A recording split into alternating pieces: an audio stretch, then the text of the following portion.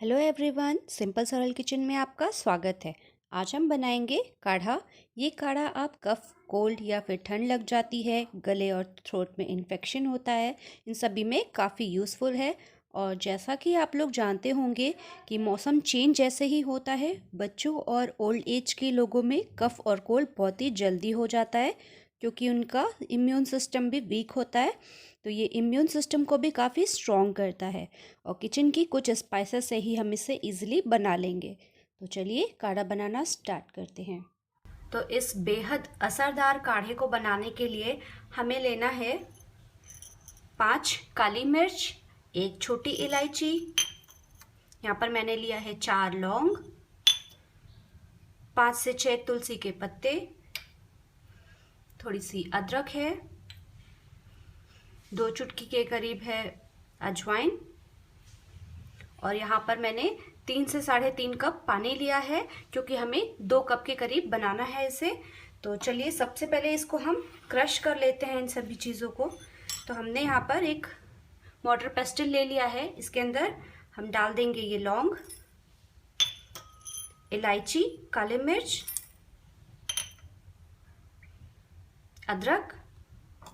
तो अपनी सहूलियत के हिसाब से इसे हम क्रश कर लेंगे। इसके बाद में इसमें तुलसी डाल करके क्रश करूंगी। पहले इसे क्रश कर लेते हैं। इसे थोड़ा सा क्रश करने के बाद में इसमें तुलसी भी डाल करके मैं अच्छे से क्रश कर लूंगी।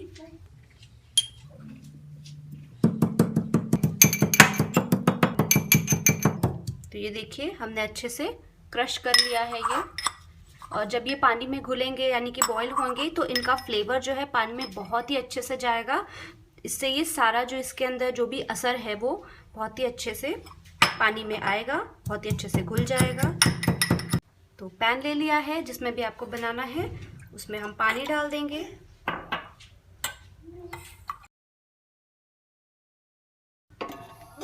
ऑन कर देते हैं और पानी को हम थोड़ा सा गर्म होने देते हैं। तो ये पानी थोड़ा सा गर्म हो गया है। अब इसमें ये बनाया हुआ जो पेस्ट है इसमें डाल देते हैं।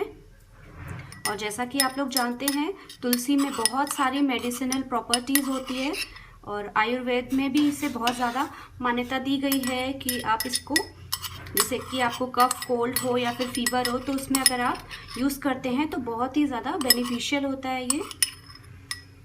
तो इसको डालने के बाद में थोड़ा सा अजवाइन डाल देंगे। यदि सर्दी वगैरह लगी होती है तो अजवाइन उसमें बहुत ही बढ़िया काम करता है, क्योंकि ये थोड़ा सा गर्म होता है।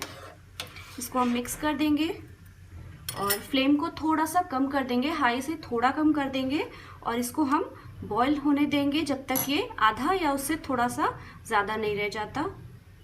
तो अभी आप देख सकते हैं कि ये अच्छे से बॉईल हो रहा है हमारा काढ़ा, और इसी तरीके से हमें इसको बॉईल करना है, आधा करना है। और इसमें से जो इसमें खुशबू है वो भी काफ़ी अच्छी आ रही है। तो इसे हम अभी बॉईल होने देंगे। और इस वक्त हमारा काढ़ा जो है काफ़ी रिड्यूस हो चुका है। और आप अगर इसमें चीनी डालना चाहते हैं तो इस स्टेज पर आप इसमें चीनी डाल सकते हैं, नहीं तो फिर आप गुड़ डाल सकते हैं। गुड़ ज़्यादा बेनिफिशियल होता है, उसको मेल्ट होने में भी टाइम लगता है, तो इस स्टेज पर आप इसमें गुड़ ऐड कर दीजिए। और अगर आप हनी ऐड करना चाहते हैं तो वो हम सबसे लास्ट में ऐड करेंगे। बॉईल करते समय कभी भी हनी ऐड नहीं करना है। तो ये देखिए काढ़ा हमारा लगभग आधा हो गया है, तो ये बन चुका है। अब गैस को हम ऑफ कर देते हैं और इसे कप में छान लेते हैं। तो मैं इसे 2 कप में छान ले रही हूँ, क्योंकि मैंने ये 2 कप बनाया है और इसमें मैंने चीनी और या फिर गुड़ कुछ भी नहीं डाला है। मैं इसमें हनी ऐड करने वाली हूँ।